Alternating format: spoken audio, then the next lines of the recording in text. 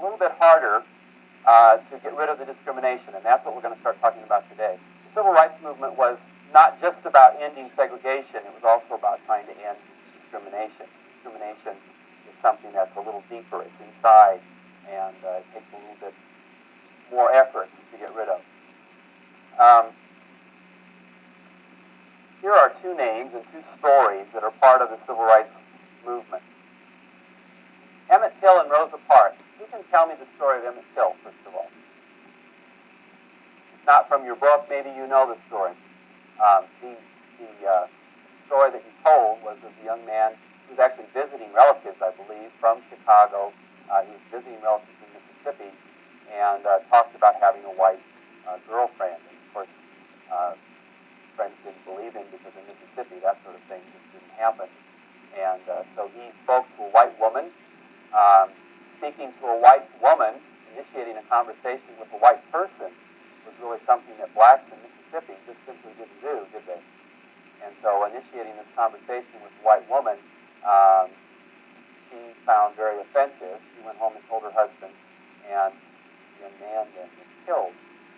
He even confessed later to the murder, but an all-white jury found him innocent.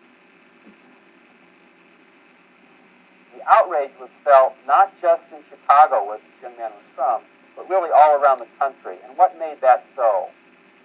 What made it possible for people all over the country now to see this case, to hear this case, and to be outraged by it? TV, right.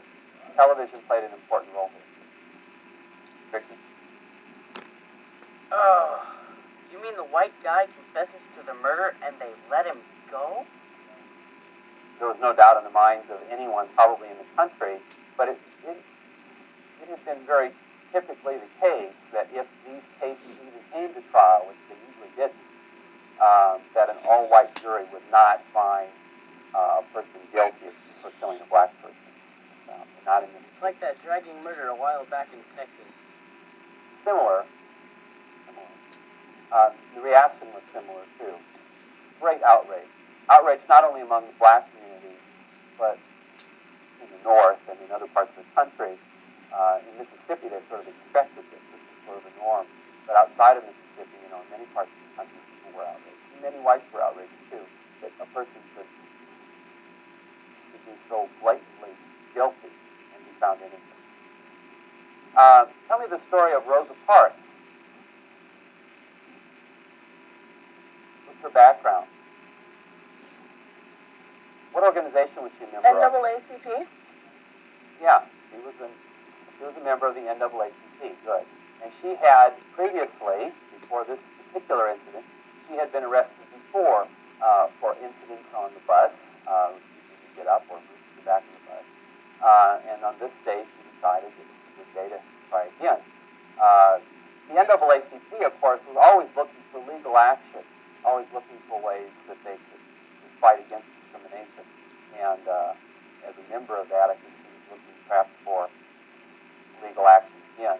She refused to give up her seat to a white passenger. She was arrested, and her arrest then brought about a boycott of the bus line in Montgomery. The Montgomery bus boycott began with this incident. How successful was that bus boycott? How long did it last? Almost a year, right. And it was very successful. Most blacks did stay off the buses, and that was quite a sacrifice. Why? Well, the bus was how they got around. For a lot of them, it was their only way to get to work, wasn't it? Taxis, of course, are expensive. Yeah. A lot of them joined together and carpooled. A lot of them walked if they could. There were certain churches that got their own buses and took people around and tried to get them to work and so forth. But it was a real hardship for the black community because they, for the most part, had not been able to afford their own transportation and had relied on the bus line, which, by the way, was owned by mostly by white businessmen, wasn't it?